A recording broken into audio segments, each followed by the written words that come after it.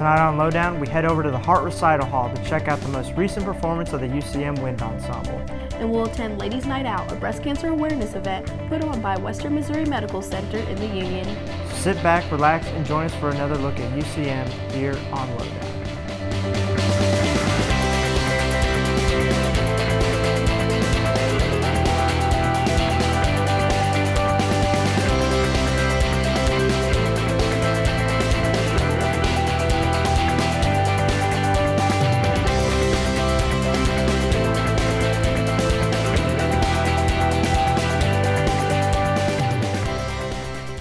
Hello, and welcome back to Lowdown, a show by the students of the University of Central Missouri in Warrensburg. I'm Brock Masters.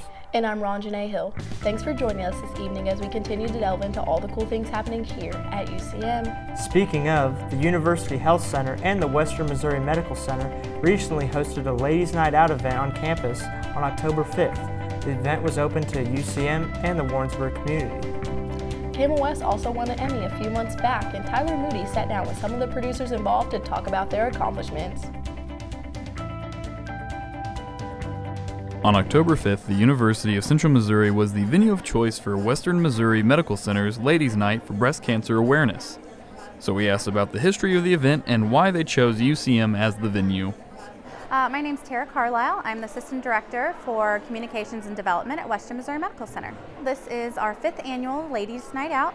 The hospital started doing this on campus at our facility about 5 years ago, and we've outgrown. It's about raising breast cancer awareness and spreading the message, and so each year it's gotten bigger and better, and so we finally decided to partner with the university's health center and have it here on campus. So really it's a fun night for ladies to come out, schedule mammos, get their preventative screening set up, and just have a good night, be pampered.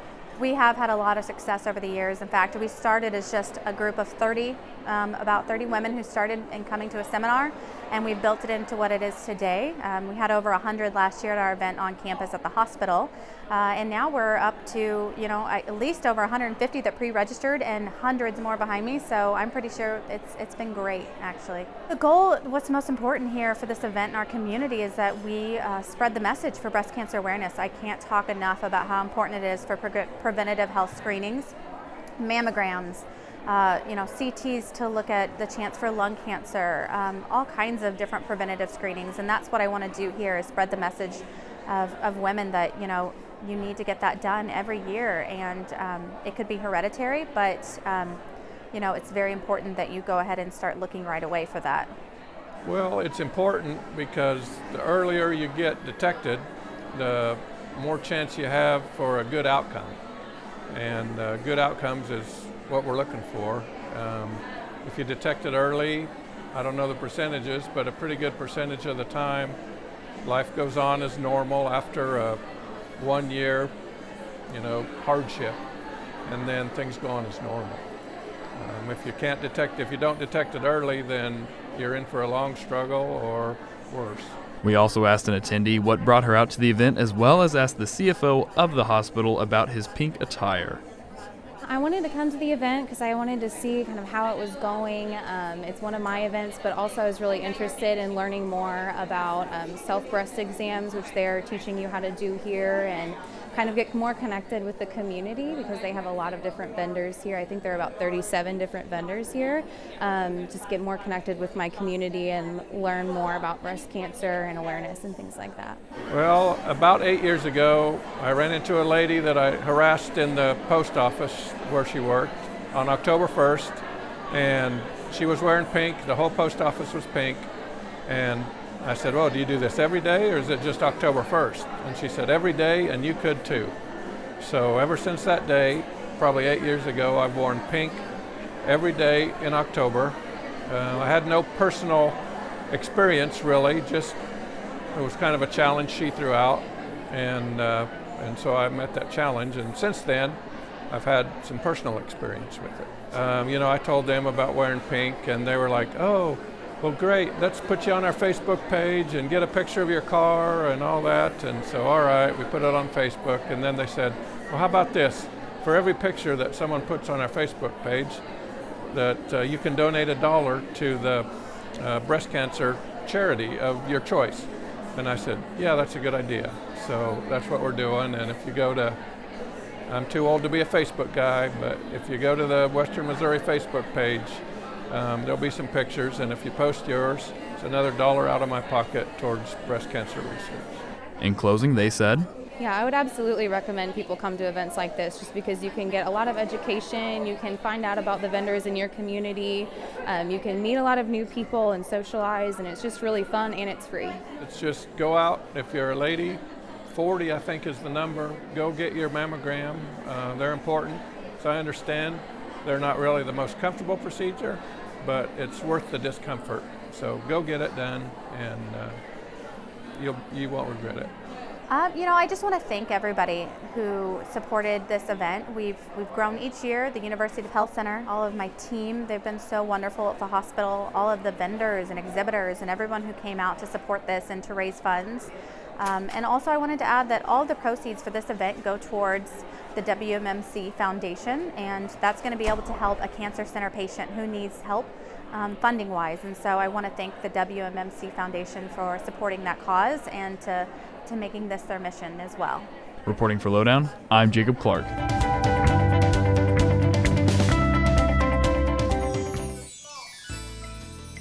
The UCM Theater Department is always doing new and exciting things. This time, senior Dalton Pittinger, a theater education major, was given an opportunity to direct the main stage show Not Waving. Pittinger sat down with us to give us a brief synopsis of the show. Not Waving is the story of a 14-year-old girl named Crandall who is starting high school. Her best friend is her grandmother named Nana, and she spends all of her time reading poetry and talking about the English language with her, but she has a hard time connecting with people her own age. And so when her grandmother is diagnosed with Alzheimer's, she learns that she won't be around forever and that she needs to connect with the people around her, and that everyone has something going on beneath the surface. Even if you don't realize they're struggling, everyone has a battle that they're fighting with. And she learns that everyone around her has one just like she has one of her own. This production has not been your typical UCM play because of Pittinger's role. He explains the challenges he has faced as being the director.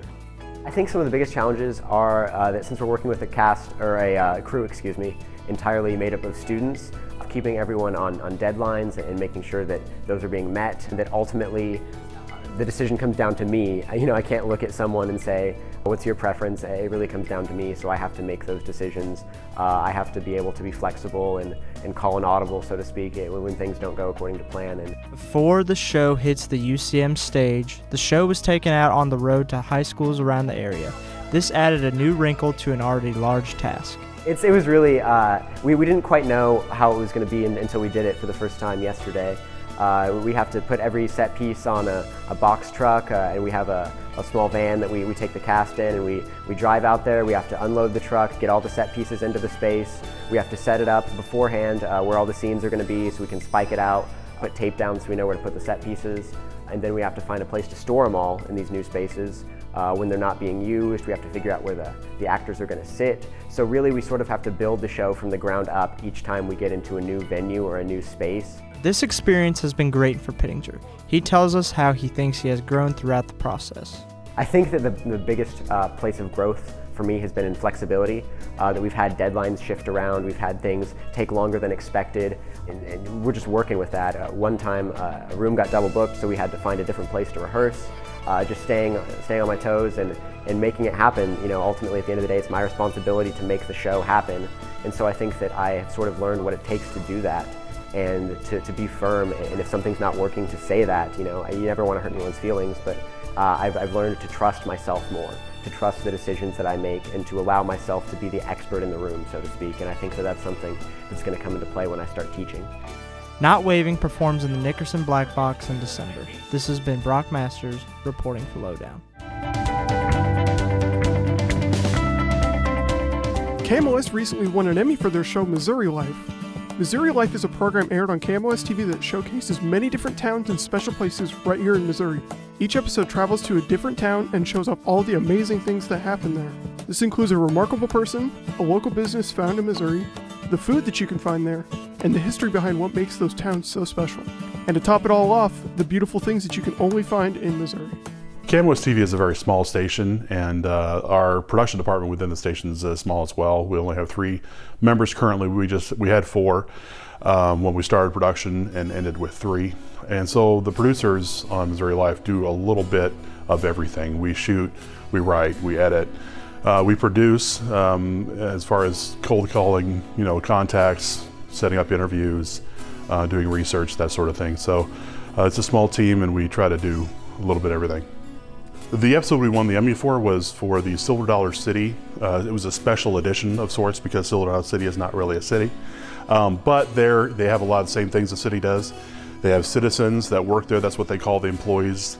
They have great food. They've got a lot of crafts, obviously, and a long history. So we were able to treat that episode just as if it were a town. And so we had a lot of fun doing that episode.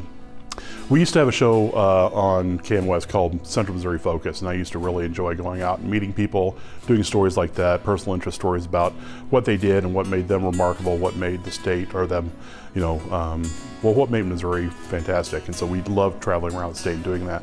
Well, that show went away quite a few years ago, and we've always been looking for an opportunity to bring it back.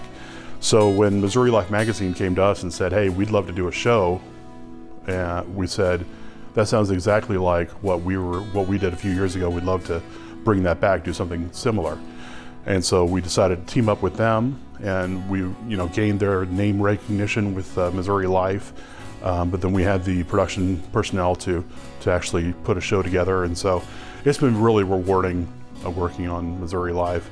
Growing up in Missouri, I grew up on the other side of the state, an hour north of St. Louis, and it's just really cool now to get the opportunity, because when I was living over there, I didn't travel a whole lot, so I didn't know what all was in Missouri. I'd been to Columbia a couple times for basketball, but other than that, I hadn't really ventured out of Ellsbury. And so it's really cool to go around and find all these small towns that are doing really cool things. Winning the Emmy feels really cool. Like I'm only 26 years old, and so it's cool to have such a prestigious award at the age that I am. We actually, when we went, we got nominated last year. And I remember telling Christy, one of the fellow producers, when we got back and we were walking back to our cars in the parking lot, I said, I'm not going back to one of those things and not coming home with something. It really pushes you, being acknowledged. It has a way of making you want to be even better. I really have fun putting the show together, going out with my fellow producers and learning new things. And so I hope that it's the same thing that the viewers get when they watch the show. When they're watching, they also enjoy getting to learn new things about the people and places right, in their home state. We're really excited about season 3 of Missouri Life. It's starting here very soon. And we actually think that this season is going to be even better than the previous season. So the fact that we feel that way, I think, and hope that we'll get recognized again.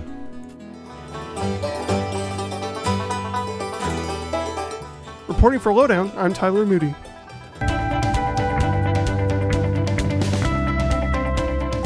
Recently, the UCM Wind Ensemble performed a concert in Hendricks Hall. Many different pieces were performed and were conducted by band director Anthony Purcell. Purcell gives us insight on the selection process of the Wind Ensemble.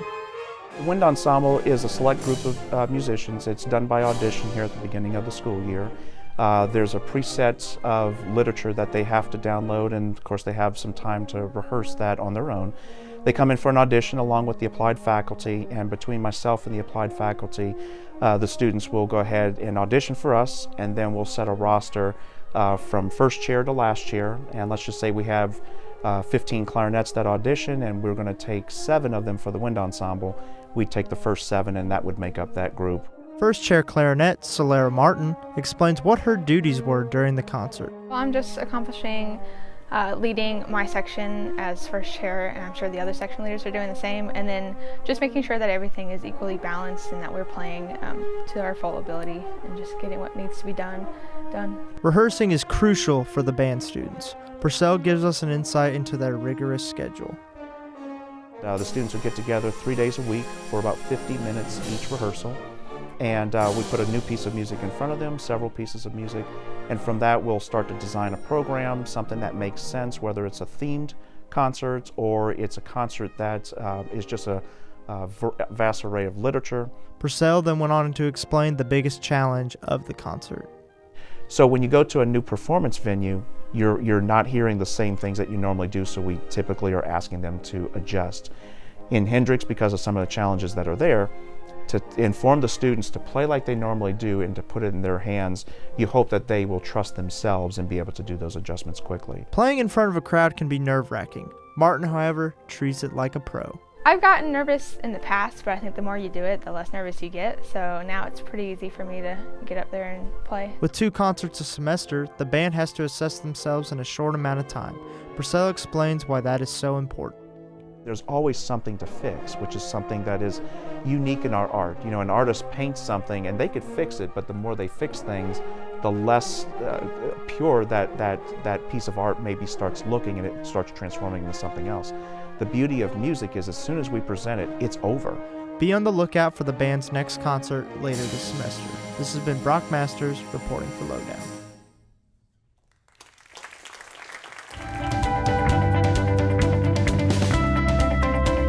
Networking can be an issue for anyone. Kira Salone, the Assistant Professor of Management and Business Communication, talks to students to help them solve this problem and become confident when networking with others. I would say probably the most common problem that students have with networking is just finding the confidence to do it. As students, they have tons and tons of networking opportunities available to them, but because they're not comfortable with their skills, sometimes they have a hard time putting themselves out there and even attending the events. I would say with recent alumni, some of the problems that they typically have with networking is not knowing where to find that networking connection, not knowing that there are organizations that are built around their specific industries, not being in touch with all of the alumni opportunities that their institution, for example, UCM has. As people get further along into their careers, I think that they become more aware of the networking opportunities. They've used those different channels to navigate their professional life, and at that point I would say the problem with networking again kind of comes full circle to back where they were as college students, is just not feeling comfortable enough to do it. I would say to make sure that they have an up-to-date LinkedIn profile. That's really important. Make sure that you are representing yourself both in that medium and other social media mediums in the way that you want to be perceived. So you have a professional headshot picture, that you have some of your more notable experiences listed, that you have your work history listed. Even if your current work experiences don't fully align with your goals, that you still show that you've had that employment history. I would also say another platform specifically for UCM students, and I'm going blank on the name of it, but we have an alumni network where students can log in and connect with alumni from UCM. I think that's a really, really fabulous tool to use because alumni are typically very willing to connect with and help current students, and we have alumni in that database from all different walks of life and industries. And I would start, LinkedIn is important, but I would also start with that more local database to connect yourself as well. I think I would definitely check out to see what's going on through campus activities, through the Lead Speaker Series. That's what I was brought here today for. Also, the Career Services Center has a wealth of resources available, especially for students that are looking to connect with employers in their field and that are looking to connect with people that might hire them someday. The Career Services Center does a number of different career fairs every year. They bring in different panels to speak with students. They have employers on campus hosting interviews all the time. The UCM Career Services Center is a very, very high functioning Career Services Center, and I would always encourage students to use that network as well. You can check out more speakers through the LEAD series on the UCM website /lead. I'm Andrew Pope, reporting for Lowdown.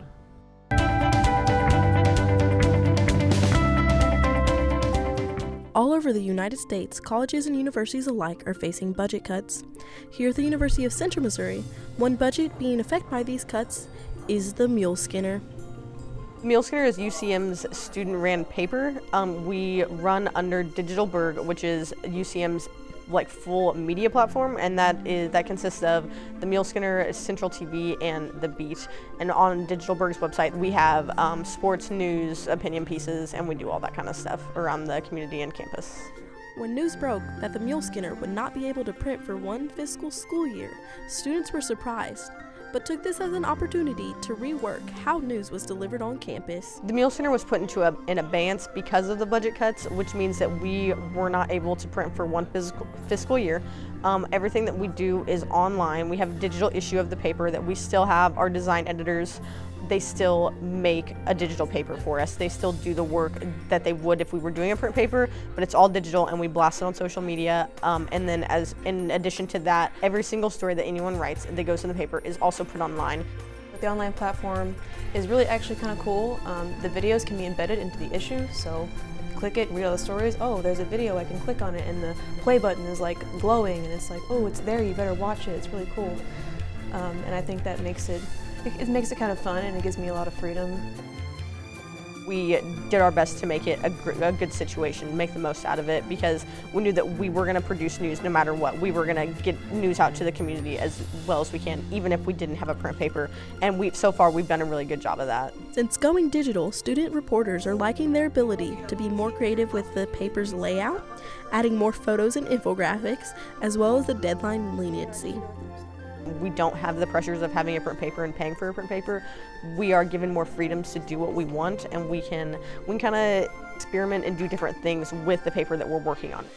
We're trying to get like more photo galleries, use more emojis even, and that's something I never would have thought of doing in the first place, because at first I wasn't using any emojis on anything because I was like, oh, we're a newspaper, it's like more professional. But then she comes in and she's like, you have to use emojis, and she's like, you need more photos, all about the visuals. And so we're just trying to like make it to where we're more seen and more likable, I guess. Especially for EJ, he gets to have a lot more fun, you know, with the design. Today, the Mule Skinner is pumping out new editions weekly and receiving positive reviews from their audience. Print only allows you to do so much when it comes to color and with pictures, and it's a little different, but online, we're able to make ridiculously beautiful designs. We can put as much color as we want on there, and every week that we have put out a paper, I've had someone come up to me and say, the paper looked beautiful this week. There were so many colors. It was so fun to read because of the amount of pictures, the amount of color, and you just can't do that as much with a print paper because it's more expensive and we're put on more restrictions.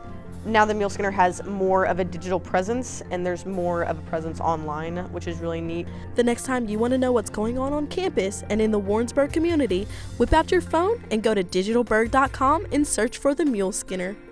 Reporting for Lowdown, I'm Ronna Hill. With students' daily routines involving more and more screen time, the Trails Regional Library and NSHLA have partnered up to do their part to ensure literacy rates do not drop by hosting Stories and Slices. We have 5 of these events a year, beginning in October. They're the first Saturday of the month, beginning in October, and then November, and then we meet back in February, and in March, because it's a long month, and we have convention in April, so we have 2 the beginning week in March and the last week in March. And so it's a great event. We've had this for, I would say, I think this is our 7th year. For kids, preschoolers, kindergarten age kids in around the area to come and do 3 different crafts, and we had a story that we read to them and pizza afterwards. Each month, Stories and Slices theme coincides with the closest holiday. This month, students were read a spooky story and had the opportunity to make a beautiful craft. My favorite part was reading to the kids after they worked on their crafts. It was fun to see a whole bunch of different age groups come together and listen to the same story. My favorite part of Stories and Slices today was just getting to see the interaction between all the kids as they're making the crafts. I know they had a whole bunch of fun. And I also really liked whenever they were working on one craft, Little Monsters, they had 3 different examples, and they all took so many different routes with it, and all showed a lot of creativity with the few materials that we had. It was very, very cool and exciting. Stories and Slices may be an event meant for the children, but those who help with the planning and execution admit they have learned a lot from these children and are benefiting from these events as well. Getting to come here and see how the kids interact and listening to them talk, and while they're eating the snack, just all of it, it really gives me an opportunity to pull what I've learned from my classes and see it happening right there in front of me in the real world instead of just in the clinic. Very, very cool opportunity. I'm very thankful that I have this opportunity to, like you said, apply what I've learned in class to this event that's going to be, it's sometimes kind of unpredictable because you don't know who's all going to show up. So just like being prepared for all those different age groups, and so it's fun and educational and productive for all of them. So the next time you're looking for something to do with your kids, stop by the Trails Regional Library to see when they'll be hosting their next Stories and Slices. Reporting for Lowdown, I'm Ronna Hill. Well, look who it is, our favorite knucklehead Tim. And he's about to fall victim to a carelessly placed and plugged-in extension cord. Oh, Tim. Now Tim has tripped over and unplugged this power cord that could have possibly caused a lot of damage. Now, we can't help Tim's proneness to tripping over cords, but we can help with keeping that cord plugged in regardless. All Tim has to do is tie the two cords in a knot and then plug them in. This will create enough friction between the two of them that they will resist being unplugged. Tune in next time to see what Tim will do wrong next. Unfortunately, that's all the time we have left tonight, but do not fear, the show in its entirety and individual segments can be found on our KMOS TV YouTube page. Thank you for joining us this evening. I'm Brock Masters. And I'm Ronna Hill. Good night.